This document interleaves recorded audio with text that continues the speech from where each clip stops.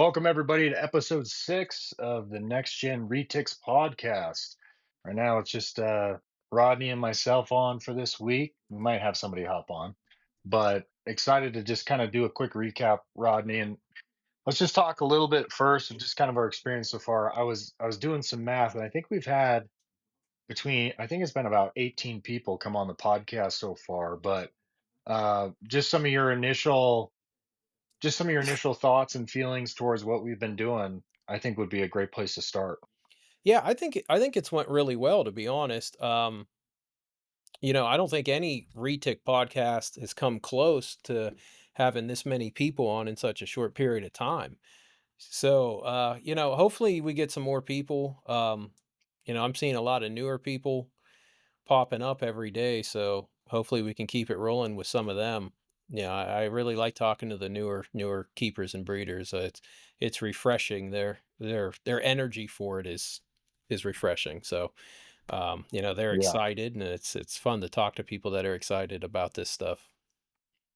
No, I agree. I think it's overall been very, very positive, and I know we mention it almost every episode, but the purpose of it really is to give other people a platform. I don't think there's been a podcast that has had kind of that mission of trying to get as many people on from different backgrounds, doesn't really matter perspectives wise or what people think or opinions. It's just like, hey, come on and let's have kind of an open forum discussion. So it's been really enlightening, really good, and I'm continuing to learn, which I think is important. And ultimately, we just want to continue to do that. And I think the cool thing has been what I've seen too is we've been able to kind of bring some people together as Yeah, well. I mean, and that was the purpose of the group. And I know there's been a million retic groups out there. I feel like every week somebody's trying to start a new retic group, but you don't see much interaction on a lot of those other groups anymore. You don't see a lot of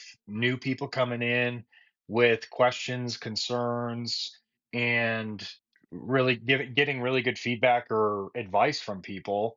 Um, some of those other groups have gone dead. Some of them have kind of turned into a kind of a clicky community. And so, I mean, honestly, anybody you name their name, anybody's welcome to come on the podcast or the group, um, and just have an open source discussion because I think the world needs more of that in general. But um, anyway, well, let's talk a little bit about. There's some hot topics, and I kind of want to hit you, Rodney, with some of these questions, and maybe even talk about some things that a lot of people don't talk about. I think is important. Obviously, we have a lot of new keepers, new breeders coming in, but I really want to get down into the nitty gritty and maybe talk about some things that, like I said, a lot of other people might not mention because maybe I shouldn't say dark side, but there is some ugly sides of breeding and keeping animals that's not fun. And so I want to talk about some of that stuff. In terms of just, I know somebody posted, I forget who it was, James, maybe it was James, I forget, on the retic group yesterday about feeding and what size should we be feeding, how often, are large meals bad, frequent meals. Between the mainland community, the super dwarf community, I think there's been people will fight to the death on this conversation, which is crazy. But what are your thoughts and opinions, Rodney? What have you seen over the years when it comes to feeding? What works, what doesn't? Yeah, well, your 2 cents. I mean, I feed bigger meals every 2 to 3 weeks. It's just easier. So that's Mm, what I do. I mean, and the snakes seem to do fine. They continue to grow. There was a lot of the talk in super dwarfs about, prey size, and that's where a lot of that stuff came from. And a lot of people's snakes aren't growing because of some of the feeding ideology they have adopted. So, I mean, if you want your snakes to grow, you got to feed them. And I think the important thing to remember is in the wild, these snakes are just eating what they can catch. They're not there's not some specific role in the wild, you know what I mean? So they're just that's why they can eat such large things because they have to be able to eat what's available. So small meals, medium meals, big meals, I think it's all works. because that's what they're getting in the wild. They're getting a range of different animals, different sizes. So, I mean, if you want to try to emulate, um, the wild, then that's what I would do. Multiple prey sizes, multiple food options. That's if that's what you're going for.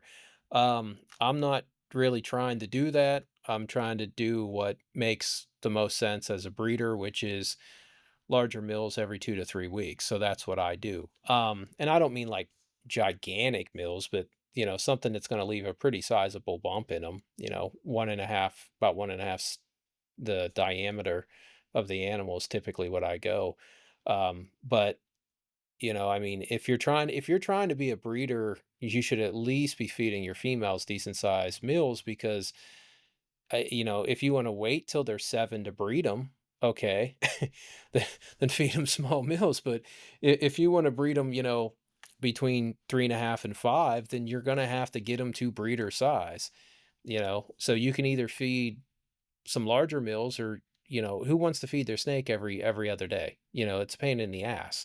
So you can feed them. You can still give them the same amount of food, but you're gonna have to, every 48 hours, 72 hours, you're gonna have to be hitting them.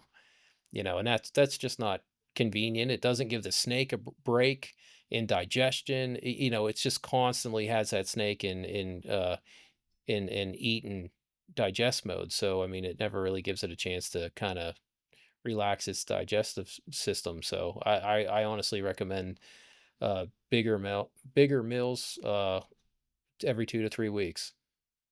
Yeah, I would agree with that. I think some of my philosophy has changed over the years as well. I was feeding kind of a average size, not small size, but you could kind of barely see a lump in them, every Yeah, week or something like that. And I've changed that quite a bit, where I'll feed a pretty big meal and go 2.5 weeks and just kind of see where they're at. yeah. And I think part of it is just watching your animals, like if you're slamming them every 3 4 days and they're getting bloated and backed up and they look like they're going to be able to roll instead of slither, you're going Yeah. to run into an issue. But and once again, I think it's hard to overfeed young retics in general too. Like, they're going to grow, especially Yeah. on the mainland side. Like, they're going to just absorb all of that in 3 4 days and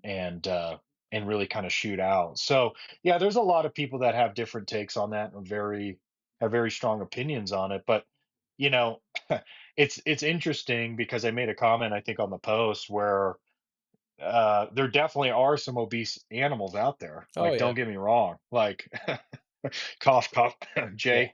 But yeah, I mean, when you look at stuff, and you look at pictures in the wild, it's like, okay, you see this massive lump, they just ate a giant pig or Hmm. deer or something, right? But that animal's not going out and doing that every 3 days. No. You know what I mean? Or every 4 days. No, it's So it's not doing it for at least a month after a giant right. meal like that. Right. And so people just need to understand that. And then when you look at them in the wild, like anytime we have very limited kind of wild in the wild pictures of the locality stuff, Superdorf stuff. But with Daniel Solis and some of these other people have gone, I mean, they're always very lean in the wild too. I mean, they're also super active. That's the other thing people have to understand. Like, these animals are just they're climbing, they're in caves, they're doing all kinds of stuff, chasing down prey. So I mean, you have to look at that. And so if they're sitting in a small enclosure and you're stuffing their brains out every week or Yeah. every 5 days, I mean, that is going to lead to problems, right? So I think everything is situational, but approaching it in a healthy way is important. So, and then just piggybacking off that, Rodney, the other thing that I think a lot of people, or a lot of the information about super dwarfs, is, hey, it takes 5 to 7 years to breed, right? Mhm. Talk a little bit about some of your experience working with super dwarfs, females, feeding, on that side of things. Yeah, they'll breed before 5. You just have to hit them with food, I mean, they'll breed at 3.5. I think Andrew had a female go at 2.5. Yeah. I mean, that's kind of the exception to the rule, but no, I mean, if you feed your snakes they will breed it between 3 and 5, no problem. And it like, not to be controversial, but ask why you were told your female's not gonna breed for 7 years. And then ask why you were told that an animal that from an evolutionary standpoint was designed to eat big meals, you're told that it needs to have very small meals that you can barely see in it. Because that will push it out to that 7-year mark. So, I would ask what the, intention was behind some of this information that got put out there. But no, I mean, I've got female back when I had a lot of super dwarfs. Now I got females up to breeder size at 3.5 years and bred them. Yeah. And what have you seen in terms of size, if it's locality stuff, Superdorf stuff, size versus clutch sizes, or just the health of clutches that you've seen? What are some of the things you've seen there? Usually first clutches aren't too big in general. Uh, you know, so but usually the snake's not too big for their first clutch. And there's also that's a hard question because, you know, like some dogs have a bunch of puppies and some just have a few puppies. Like I'll use as an example, and retics are the exact same way. Like some female retics will have very high production rates in terms of quantity of eggs. Like everyone Mm, says, I'll give you a good example. Everyone says solas lay small clutches, right? Like I don't know if you know that, but that's a big thing. People say solas lay small clutches. I've gotten two clutches out of my female, and I mean they were shit clutches, but her first clutch was 40, and her second clutch was 50. So she does not have small clutch genetics. Maybe a right. lot of the stuff that was bred had smaller clutch genetics. And I had years ago, I had some mainlands that were big, big snakes, and they didn't they wouldn't crack the 30 egg mark. Mm, And then I tell you what, I had a last time I bred an A male. She was big. She's probably pushing 17, but I mean she wasn't gigantic, but she had 72. You know. it's crazy. Yeah, so I mean, and it really depends. So the bigger they are, obviously the more eggs they can have, but there's still that aspect of what's the genetics of that animal, are, and are they going to be big clutches or are they going to be small clutches? Um, so genetics play a big factor into that. Definitely play big factor. And I had a super dwarf from Andrew slug out last year. And she was little, man. That snake was like 6 feet. And she slugged out, but she had a lot of eggs. She had pushing 10 eggs. And I'm like, man, that's a lot for first time clutch, not even 6 feet. And, so I mean, that animal specifically, I fed the shit out of her since last year. So I got her like 7.5 feet now. So I'm hoping we get a clutch because if she gave like 7 or 8 eggs last year at maybe 6 feet, at 7.5, I mean, she has the potential to have, at least double that. Right. So, we'll just have to wait and see. But no, I honestly, I think it's more genetic than people realize for clutch Yeah, size. that's interesting because once again, a lot of the information I got coming in, contradicted some of that, some Yeah. of the stuff that we're talking about. Um, and the other thing I wanted to mention was just the type of prey. So I have fed primarily, rats, jumbo, colossal, large rats, depending on sizes. I've fed pigs, and I'm trying to think, was it you that was telling me about pigs? Because pigs are so messy just on Yeah. their own.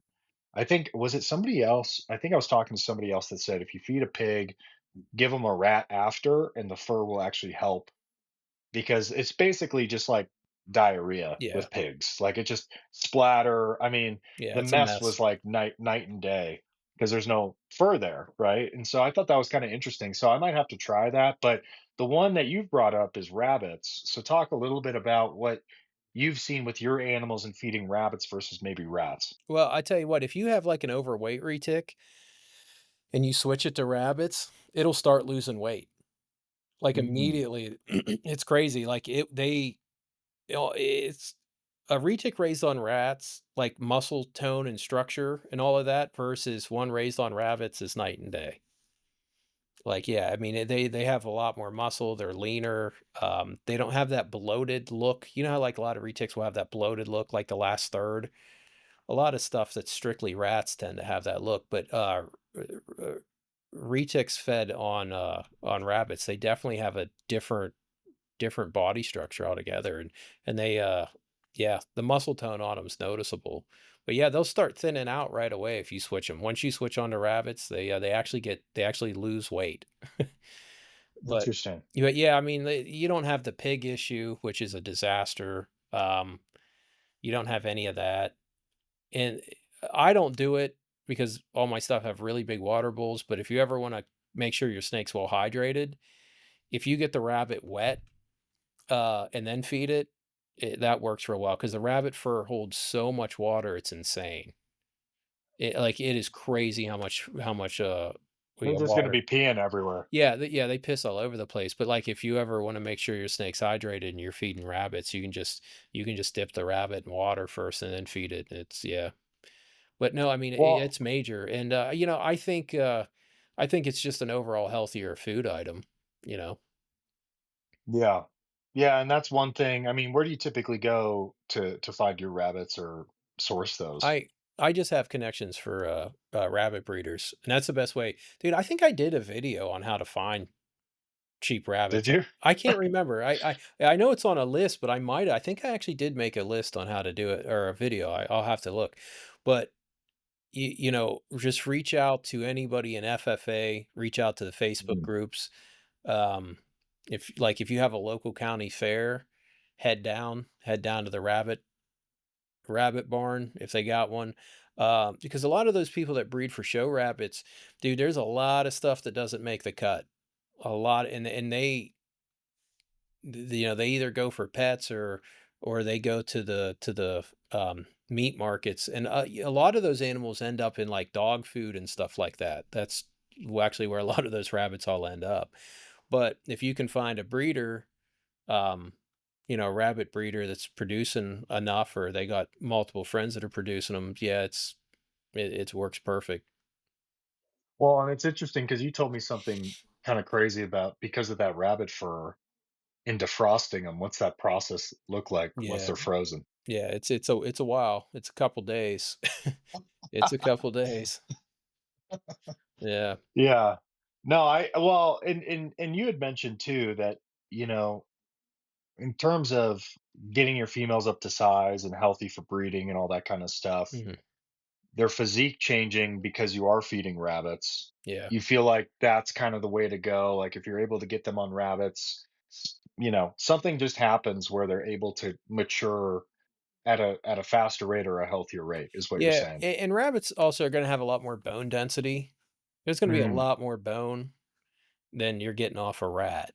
So, yeah, it you makes know, sense. because I used to feed a lot of lambs, to my when I had a lot of big snakes, I fed a lot of lambs, and I had a lamb connection that was also a rabbit connection up in New York, and, the big girls, uh, I would always feed off a lot of lambs too because they got them long ass bony legs and stuff, so I'd always do that, pre and post, breeding to try to bump them up on the calcium. Interesting. Oh, that's great. I think that's great information because once again, it's like everyone kind of has their own take on it, but you just continue to learn from experience and other people. And yeah, I mean, and for anybody watching this that does have aspirations to breed, it's important to kind of know what to feed. So, um, and then kind of I guess leaning into that same topic because right now we're kind of in the beginning of breeding season. What are some things that people that are looking to breed this year, what are some telltale signs and what are the factors that actually contribute to females starting to cycle? Because there's a lot of different opinions and takes on this front as well. Yeah, yeah, and I mean, each female is a little bit different, but there is a pretty standard path they follow, which is usually a few months before they're ready to breed, they're wanting a lot more food, they're a lot more aggressive, they're a lot less tolerant of handling, um, and then that's usually followed by kind of they start shifting a little bit to the cold side. They start being a lot more relaxed. They're not as aggressive. And that's usually when you can start to see follicle development. A lot of people palpate. I don't really do that too much.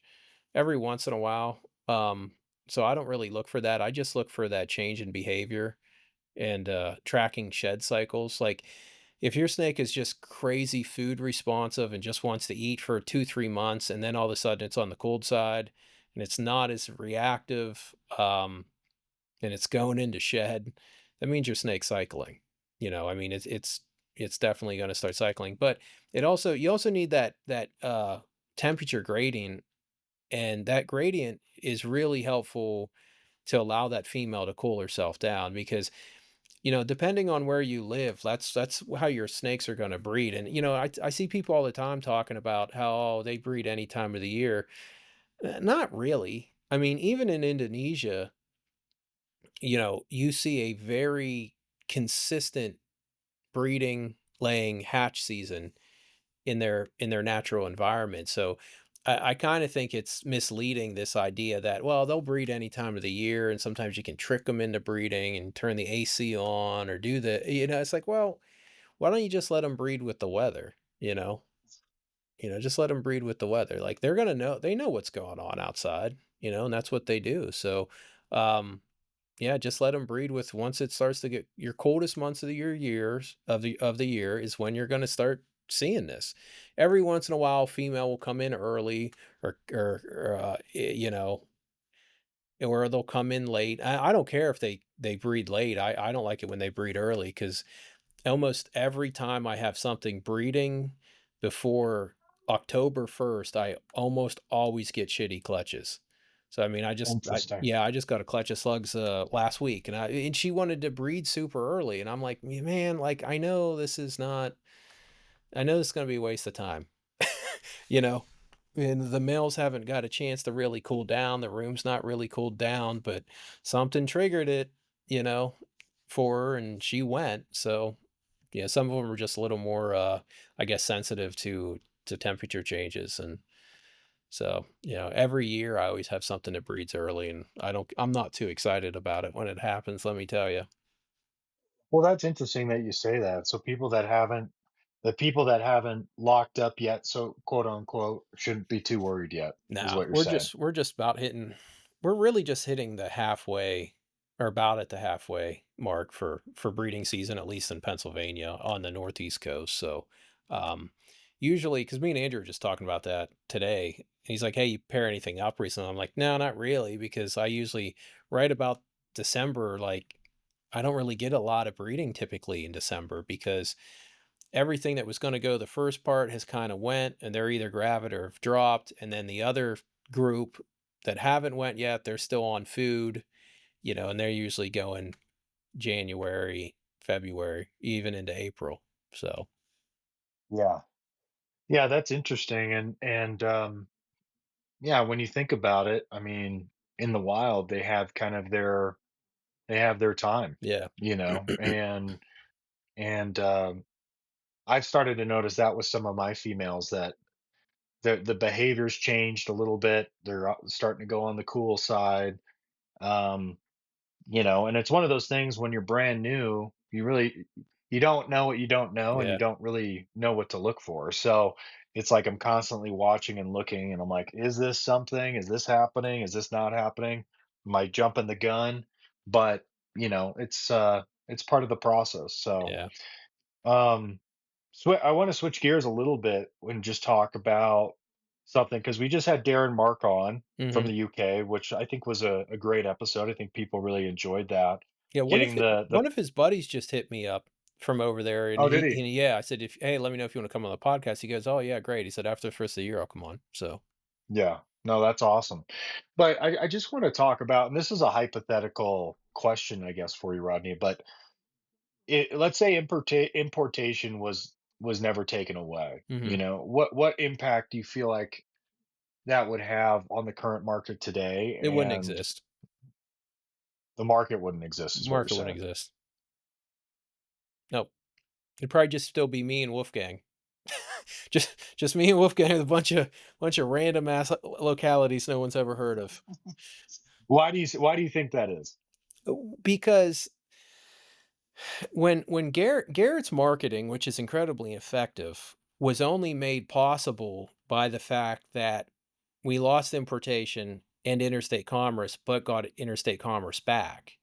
So that scarcity allowed to drive the prices, and you know how people are when they can't as soon as you can't have something, they want it, and then Garrett was like, "Well, we can't get these anymore, but hopefully I'm gonna be producing some." So that's actually kinda what created this market, um, but at the same time, I would probably still be in the same position because I never used a lack of importation to spike my prices. Hmm. That's why my prices are the same because when I was selling wild caught ternates, um, what the hell was I charging? I was charging around $1,000 a pair, and typically some of it's different, but throughout history in reptiles, whatever the wild caught price is, the captive born price is typically 2 to 3 times that. Hmm. So since I was charging $1,000, give or take a pair on ternates, when I made pures, I followed that rule that it's kind of an unwritten rule that just like we've seen for forever. And I marked them right at 2.5x wild caught. So if they were $1,000 a pair, the F1s, the captive borns were 2,500. And Hmm. I just followed that pattern. So like I would still be in the same price point as I am now, but I'd also have a lot more localities. Like, if we never lost importation, I don't think all this Superdwarf craze I think the lack of importation made the Superdwarf craze possible, but if we wouldn't have lost it, we would have more Superdwarfs because I was very close to getting in island localities that were most likely also Superdwarf size. So, there'd be more than just Karampa, Madu, Kalatoa here. We'd because supposedly Garong Archipelago or yeah, and Watabella, and then that group of islands, and then there's some small islands, Hyrie and another one starts with an M up in the Malukus. They're the size of Kalatoa, and as far as we know, they got retics on them. So Hmm. we'd have a lot bigger variety of super dwarf like retics, but I don't know. Nobody'd want them. It'd just be a handful of us with them. Well, it's interesting you say that because after talking with Darren and granted they've the UK and Mhm. that area kind of have their own uh issues to kind of overcome to get retics in and Yeah. do some different things. Uh, I have to agree that they wouldn't be as big of a deal. No. You know what I mean? In terms of, there'd be all kinds of stuff coming in. There wouldn't be this craze around the Superdorf stuff because it's like, hey, I could just go and import my own stuff, at that Yeah. point for cheaper. I think there's a lot of different things there. And with that being said, I don't think we've like actually talked about it on a podcast yet, but we're thinking about putting together a expedition to Indonesia in Yeah. 2027. I know we've talked about it. We talked about it with Andrew. He's probably going to be the one heading that up. But I just wanted to plug that because I know for me, when I got into this, that was one thing I definitely wanted to put on my bucket list to do. And I think we're going to be able to put something together by 2027. So anyway, just be on the lookout for that. If anybody's interested, I mean, I think that's going to be an awesome trip. I mean, we've kind of dug into um, Ternate and some of the places to stay there, Yeah. and there's actually some really nice places to stay. Actually, Yeah, you know. and I think the big thing is to let people know, like, this isn't going to be to so we can go to Kalatoa, because none of us wanna sit on that 14-hour boat ride to go to that little ass island when, there's 1,000 plus awesome islands closer, that are gonna have way more unique looking animals. Because it's not, it's not just about the retics. I mean, you're talking, I All mean, kinds of yeah, stuff, I man. mean, each island is their own little mini ecosystem that developed over, thousands and thousands of years, and, so, You'll it probably find some Kalatoas on another island yeah, it's like because they floated there. I'd much rather see animals off of something off of some random island in the Malukus than, I mean, it would be cool to see a Kalatoa in a cave on Kalatoa. Yeah, it'd be cool. Would it be way cooler to see some retic on some island that we've never seen ever never seen before, and like 20 other species of reptiles that we've also never seen before, and it's never even been imported into the U.S. I'd much rather see something new than something. I don't need to go to Indonesia to see a Kalatoa. You know, yeah, Yeah, there's all kinds of other stuff. yeah, And I mean, we've gotten a lot of response too yeah, from it. There's a lot of people that want to go do that trip. And so, I think, I mean, the last time I talked to Andrew, I think we're going to do something probably in the next 6 months where we put a group together, and we'll probably send Andrew out there to do a test run and get everything in line. yeah. So, which would make sense. So anyway, that just wanted to bring that up quick. But in terms of just like hatchling rates, I mean, you've bred a ton of retics, Rodney.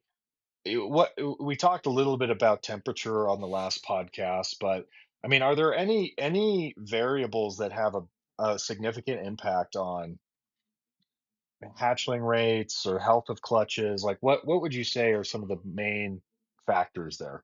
Well, I mean, there's a couple, like, which factors you want to talk about? We talking about hatchling size? We talking about how many days till they hatch? We talking about, um, you know, temperature and how low is too low, and when are you going to start seeing, I would issues? say, I would say just overall health of the clutch, or how you set up those incubators and stuff like that. Yeah. Like, what? Because people mess up clutches all the time. I feel like, Oh yeah. something happens, whatever, and I get it, it's part of it.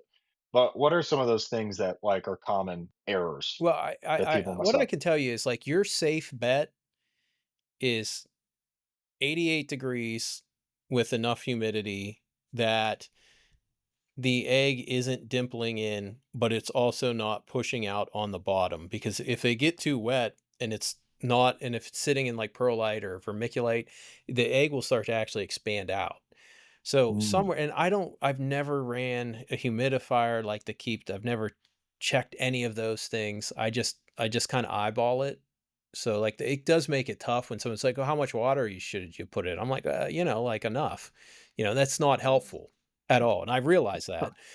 But no, I mean, and that's really, you kind of just have to eyeball it at first, and go from there. But I mean, they also have like those sim containers now where they're sitting up away from the water, but you can still keep them at 100% humidity. But you still have to watch out with water dripping down on an egg. It won't kill it right away, but over time, over a 3 month period, it will actually kill that egg. So there's all of that stuff. But 88 degrees with sufficient humidity, that's your safe point. Like, because you have a couple degrees to work with fluctuation either way, and as long as your humidity is not too high or too low, you got some fluctuation there. Now, there is a noticeable epigenetic effect on embryo size and development if you have like lower temps and really high humidity. Like that snake will take significantly longer to hatch out, and that hatchling will actually be significantly larger. Where an animal that's run up around 90 degrees with a little less humidity, it'll hatch out way early, or well, not way early, it'll just hatch out earlier and it'll be significantly smaller. So, those are kind of some things you want to avoid. And like, there's also other issues. If the egg container is actually too dry, the egg will start to calcify, um, and it will lose that like kind of like plasticity, like how they feel, Mm. and the Right. snake won't be able to break through. They'll end up dying inside the egg. They won't be able to get out. They won't be able to get their egg tooth through it because it'll if the shell's gotten too hard. So, you have to look out for that too. Now, are you typically cutting your eggs, or what's the process there? Like once they're, how do you know when they're ready? What does that look like? I usually, sometimes I cut. A lot of times I wait till something pokes through. I'll wait until I'll see a head. The only time I cut early is if I get them too wet, which is a mistake I still make. So, like, if I get them too wet, I'll usually start drying them out if I see I got them too wet too early. And then, if I still feel like there's too much fluid in there, I just make a tiny little slit, at day 80 to 84. And I don't go fishing around in the egg or nothing. I mean, I just make a real little cut. You feel like that helps in terms of just Well, kind of I drying them just out? worry about if the egg's got a lot of fluid in it and that snake's trying to get a breath, if it's even if it's breaking through, but it's pulling its head back in, there's all this fluid and they can drown in the egg. Yeah. So, What would you say your what would you say out of how all the, let's say you just have a clutch of healthy eggs. Like what would you say your average survival rate is if for the whole healthy clutch is babies? healthy, it's 100%. If the whole, I mean, honestly, like if the clutch is healthy, they're all hatching. If they're retic eggs go bad at 2 points, and typically the first 3 weeks, and usually as long as it's not an incubation mess up, it's a lot of time those eggs weren't fertile, or if it was kind of like a weak embryo. And then Mm. for some reason, the last 2 to 3 weeks, if there's something in there that's junk that didn't develop right, they'll start dying off then too. That's You'll see parthos. You'll see that in parthos. A lot of parthos will make it to like the last month, and then they start dropping. And then I know with some of the high humidity and stuff, you can start getting what some moldy eggs and Yeah. stuff like that. Does that have an effect on the hatchlings at all? No, I had, it takes a lot of mold to kill, an egg, and I think a lot of people have thrown out moldy eggs that were totally fine. It was a long time ago. I had a clutch that had just a massive amount of mold on it, and I just gave up on trying to get the mold off, and it actually the mold ate a hole through the shell, and the snake came out and had mold on it, but it was fine. But no, That's crazy. I've seen mold actually eat through a shell, because where I'm at, like, I'm in Central PA, and there's a lot of mold here. So, It's everywhere, yeah. yeah, I mean, it's just one of those areas that has a lot of mold. So, I I the I switched over to perlite from vermiculite years ago, and that's a huge help. Perlite, in least in this area, for some reason, it allows for a lot more mold. So, yeah, but no, That's interesting. yeah, I said it was a Solaire Sunfire. It came out and had mold on it. Yeah, that was a long time Well, ago. no, I mean, it's always good hearing those stories because then it's like, you kind of know what to prepare for or what to be worried about, what not to be worried about, as you're getting these clutches and stuff. Yeah, just wipe Talk the to mold us. off. Just like once Yeah, a week, just wipe it off. You can actually take like foot fungus cream, like a little dab of it, put it in a spray bottle, mix it up, spray a little bit on a paper towel, and just wipe that little area that the mold was on.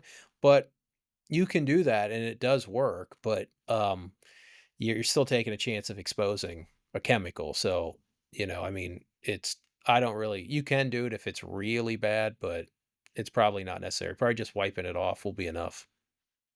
right, right. And then in terms of, and I don't I mean, once again, this is all kind of educational stuff, and things happen in breeding. So maybe talk about the flip side of that, right? Where you have a deformed animal or a sick animal, you know, in terms of culling and when to make those decisions to put an animal down. Like what's your process going through that? Because once again, that people have all kinds of different thoughts and opinions on that component. If it's just clearly not thriving and doing well, maybe has a little bit of a issue, then I put it down. Like this season, I hatched out 2 anneries that shouldn't have been anneries. It was a new line of annery. It was a 75%. They were both 75% ternates. One was a motley, and the other one was a normal. The motley clearly was a mess, so it had to go, and then the normal kinda was doing okay, kinda wasn't, and then it just started going downhill. Um, so I had to put it down, and I had this one snake that every time I bred her, she would throw a motley. Like, I didn't breed her to a motley, but A random motley. yeah, she would throw a random motley or 2 every clutch. I don't know why, but every time those snakes were not not doing well, and those were animals that either died or I had to put down, and, it sucks when you're like, so, I mean, I've had to put down a new line of motley, and I've had to put down a new line of anery, because they just weren't thriving, and it was clear that they weren't going to thrive. So, and Yeah. that's one of those cases. I mean, this isn't gonna sound nice, but I think early on in morph breeding, there should have been a lot more visual morphs that got called because, a lot of stuff is problematic feeders, especially in that mainland world with a lot of the morph and morph combos that just do they come out the egg and they just don't have a feeding response. And that's unfortunate because honestly, that does seem to be genetic. And a lot of people are even, they're having to get live to stimulate feeding, or if they're having to force feed to stimulate feeding. Dude, I haven't fed something live in 4 or 5 years. Nothing. There's not a single retic in the last probably at least 5 years. I've had to go out and get a live animal to get it to eat. And that's just a difference from that F1 stuff, wild caught stuff to these 10th generation animals that, like you were talking about an animal that has failure to thrive, but it was kept alive, for a year until it started eating on its own. And now it's an adult. Now they're breeding it. That animal wasn't supposed to make it. And I know that doesn't sound nice, but I don't want No, that it's shit in true. my collection. I don't want failure to thrive in my collection, Mhm. you know? Yeah, and I asked myself that question because the only animal that I have that has ever had an issue is um, my mainland Mhm. platy tiger hypo male, and I don't know if it was because it didn't eat right out of the egg, or it was just he was sent to me too soon, and my place wasn't a good fit for him right off Yeah. the rip, and I was new. But he was definitely behind Yeah. in terms of size. Like he was on his last limb there, and then I sent him back to Bob, and then apparently he starts eating right away at Bob's place. Yeah. So It's one of them I don't things. know. Yeah, and I tried everything. I Yeah. mean, literally everything to get Yeah. that. And I force fed him a couple times. And dude, force feeding is horrific. Like I haven't had to call anything or put any retics down that were struggling yet. Mhm. But even just force feeding, it's terrible. Like having to do that on a Yeah. tiny little snake is not fun. It's just No. not. It also leaves a bad taste, like, it'll leave a bad taste in your customer's mouth if they get an animal from you and they have to do that shit. You know what I mean? So, like, That's so fortunately, yeah. like, my stuff, well, my stuff's so close to the wild, it's that shit all eats great. But, hey, I did wanna talk a little bit about the king snake situation. Oh yeah, yeah. Let's talk about it. Um, I was talking to them today, and they were supposed to be on today, but they couldn't make it, so we're rescheduling. But, I'm actually pretty excited for this. I'm pretty excited. I Mhm. mean, I don't know what I should say or shouldn't say, but I do know that they're looking at majorly amping up their social media presence. Um, I know they're starting to talk to some of the more bigger reptile influencers, like the Instagram people. So if on the off chance you're an Instagram reptile influencer and you're watching this, reach out to King Snake because they're looking to start doing some collaborating with a lot more influencers and stuff like that. And I don't know, from what I'm hearing, sounding like they might be interested in the whole shipping game, and we might see some real competitive pricing on shipping soon and some more options. So, I'm really excited for that. I'm also really excited for, you know, um, Facebook is Facebook is getting less and less pet friendly. It just is. It is. You know Yeah. what I mean? You know, and Kingsnake with them looking to modernize their website, the forums are still up and running. So I'm really excited about that. I'm really excited to see that, you know, the reptile community is going to have a place to go again, to have conversations, to talk, to post their animals, and plus on, you know, it's going to have the, you know, it's got the classifieds right there, so it's kind of going to be a one-stop shop, um, you know, for people.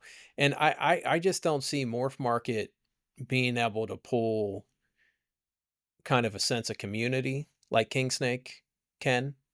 You know, I mean, I don't know. Does King Snake actually have, or does Morph Market actually have like blogs and stuff on there, or I don't know if they have blogs or your not. forums, or you know? But I mean, the forum is huge on King Snake, and there's a lot of old information on there, a lot of stuff going back 20 plus years, and you know that shit's all still available. So No, from my understanding, I don't think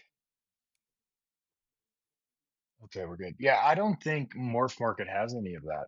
And we have our Facebook group, which is yeah, great. I think we're closing in on 600 members last time I checked. But no, I mean, having an open forum and being able to build a community on there, and I think Morph Market's really focused on the breeder side and the shipping side, which is all good and great. I think King Snake definitely has the potential though to come in with its own flavor yeah, per se and really have a good impact on the community, you yeah, know? and I mean, I always watch the numbers on what's going on with social media and stuff, and it does seem like overall social media use is down for a lot of the platforms. So, I Mm. mean, maybe people are getting tired of Facebook, and you know, if you even look, like you said earlier, like a lot of the retic groups, they've gotten pretty dry. Very. Like not pretty, like very dry. Like Yeah, I was even looking the other day at like the first 3 or 4 that I joined, yeah, no one's posted on there I in know. like weeks. They're gonna have to add me back to start some fights to get get some traction back on their back in their There's groups. not enough drama going Yeah, on right now. yeah. Bring in Rodney. Everyone will show up.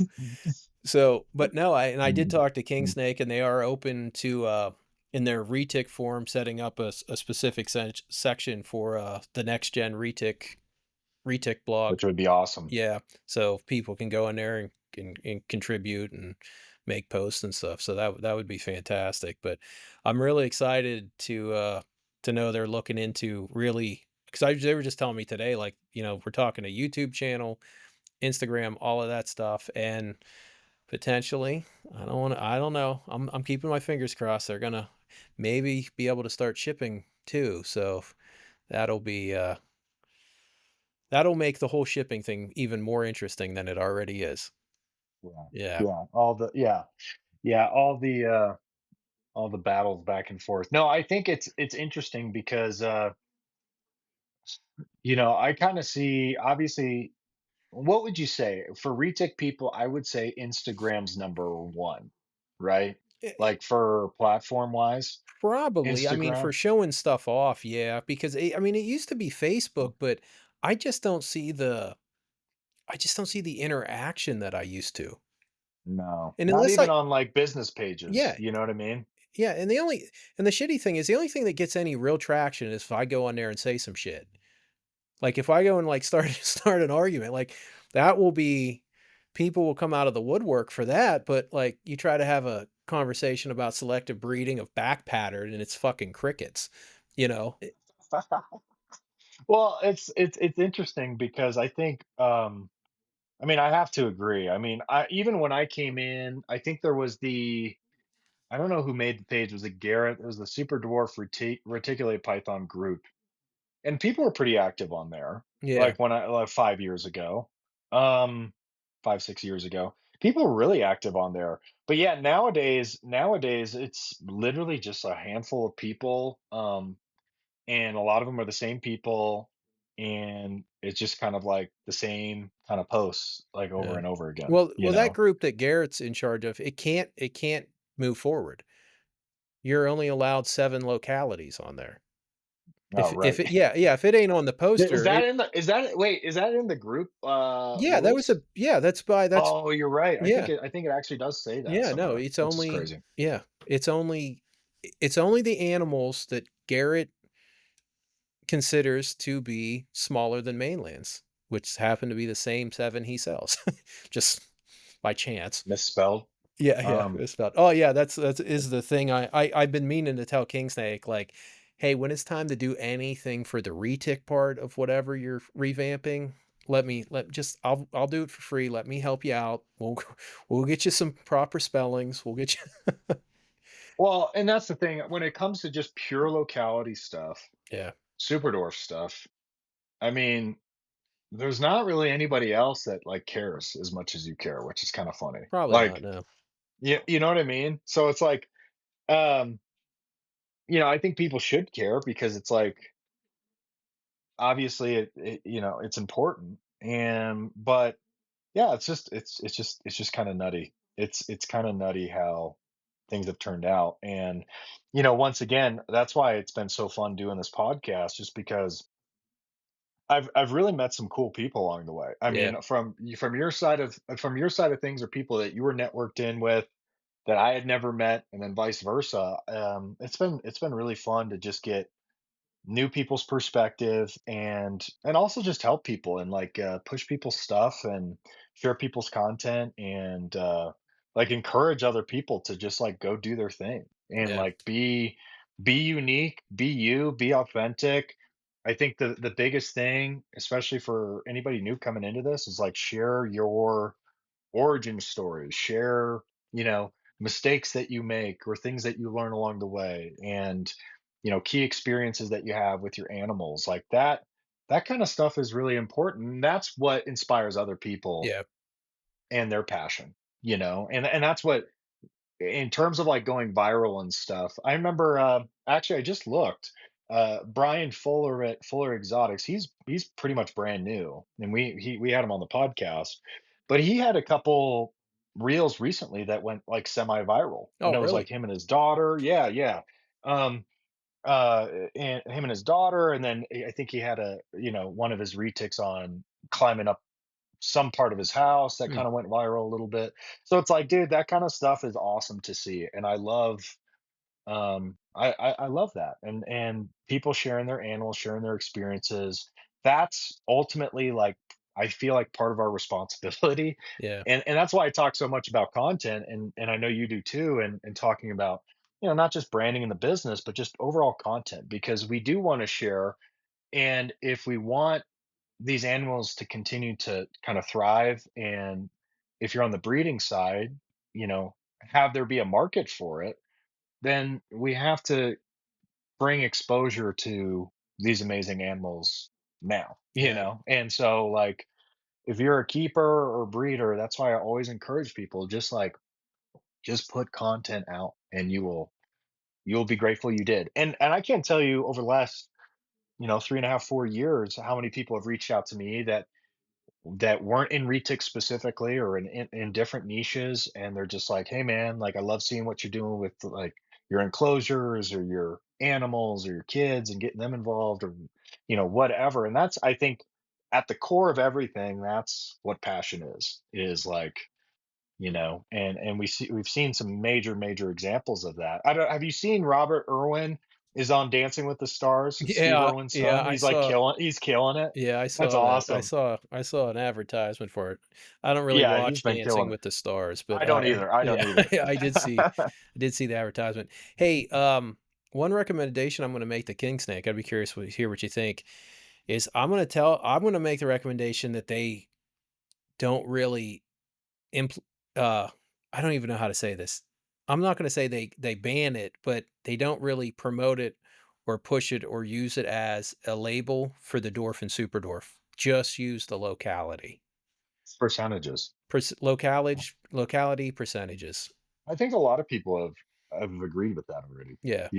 Like, I think a lot of people are over the hype the hype fest that happened years ago, Well, where and it's like, plus it's a clusterfuck on Morph Market because it would oh be like, well, yeah, that's the other thing. yeah, Yeah. I mean, it honestly would just make it easier if you just had locality and percentage.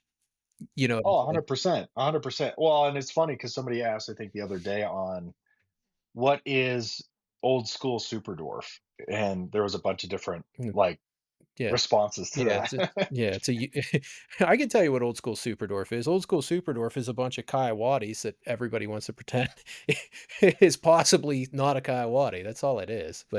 Um, but no, I mean that's yeah, and that's a problem. Old school Superdorf.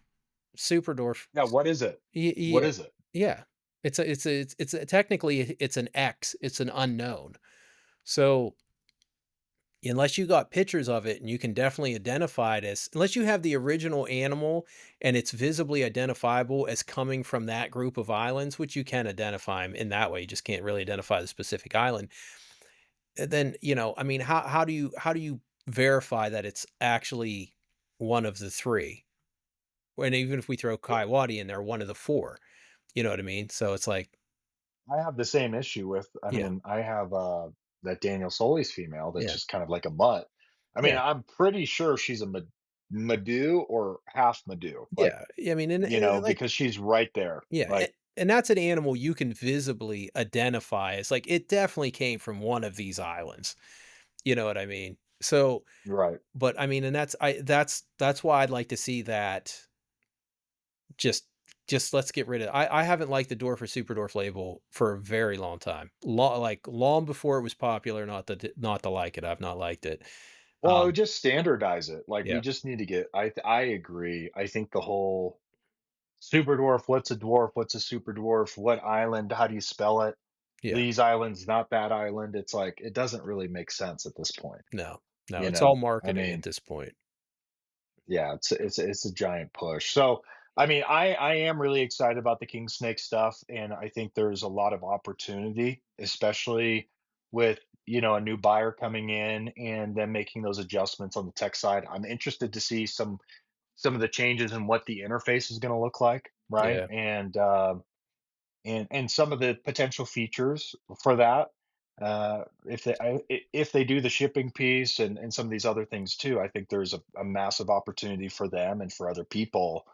Um, there's going to be, I think, a lot of benefits with that coming. So, oh, yeah, um, anyway, no, it's exciting, and I think once again, I think we kind of need, and once again, I haven't been super involved in. I check Morph Market, but I'm not selling anything yet.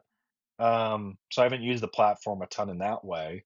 But you've got Morph Market. I think Palm Street's the other one, and I have no experience with Palm Street. I know dude, that was kind of going crazy that's not gonna go like six anywhere. months ago, It's not gonna but go anywhere. I haven't seen anybody post about it. It was like everybody was posting about it like 6 months ago or something, and Yeah. then it kind of just went away. So I don't know what the deal is Everybody's there. there to get the lowest possible price, and that's not I mean, more power to anybody who wants to go on there with their retics because they're looking to have customers who are looking to pay the bare minimum, but that's that's not my preferred customer. So, I will not be participating in let's, see how cheap we can sell a retic for. Yeah. Well, it's just, yeah. I mean, if you're doing that, then you just shouldn't be breeding at that point. Yeah. It's like, Yeah. so anyway, no, well, we're looking forward to King Snake. I know we've got some people that still haven't come on, that just Yeah. with work schedules they haven't been able to come on. We're kind of getting into the thick of it when it comes to the breeding season. So, it's been really cool to see some new breeders get some locks, Mhm. and hopefully things go well for them. I'll give Jesse a shout out.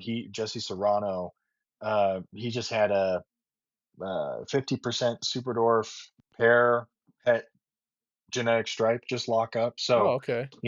so he's got some cool stuff. I think the potential there, their paws had albino, I think too. So I Hmm. think he could hit something crazy like albino sun or super sun genetic stripes Oh, okay. potentially. So he's got a crazy potential pairing there, which is really cool. Hmm. But yeah, I know Jen has a bunch of stuff in the incubator.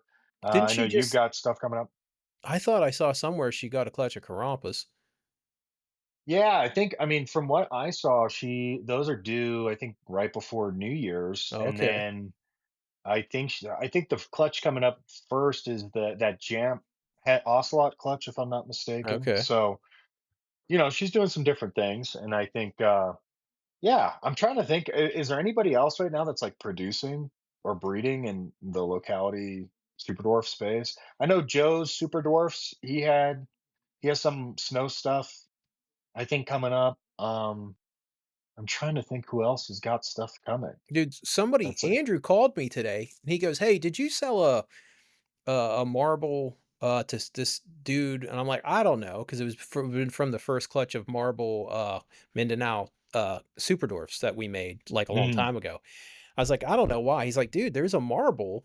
One of my cats is on me. "There's a marble on for sale on King Snake right now that's from somebody bred one of those Mindanao Kalatoa marbles back to a super dwarf." And he's like, "Dude, it's 62.5% super dwarf and 25% Mindanao."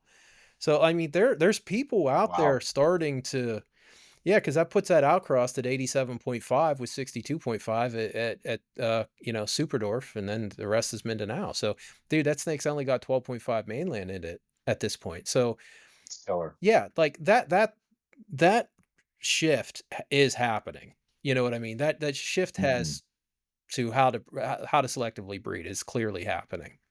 So, which Well, means I'm which means I'm gonna start getting pushback, well. which we're I already mean, seeing. it. Yeah, well, I mean, the tsunamis here. I mean, Yeah, I mean, the days of just, once again, just taking, a bland platinum to a super dwarf and yeah. expecting to make the best platinums in the space is just, I think those days are long gone, No, it's which is over. good. I mean, it's like I said, when it's more than just smashing a male and a female together to make Yeah, good stuff.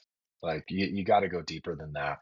And like, I'm excited too, because once you start getting a lot of these outcross super dwarf locality stuff, I mean, you're just kind of like re-dipping into these paint buckets is yep, the visual that I keep getting, where it's like, hey, you got this, dip it into Ternate, dip it into Halma, dip it into, Mindanao. Like, dude, there's going to be a lot of really cool stuff. And I also think by doing that, by mixing stuff up like that, you're going to get a lot of wacky and cool patterns yeah, and different things that pop out of stuff. So anyway, no, this has been great, Rodney. And like I said, if you guys have not subscribed to the channel here on YouTube, make sure you do that. Leave a comment below of anybody that you'd like to see to come on the podcast. And if you have not joined our group on Facebook, it's under Next Gen Retics. So appreciate you guys. Much love. We'll see you next week.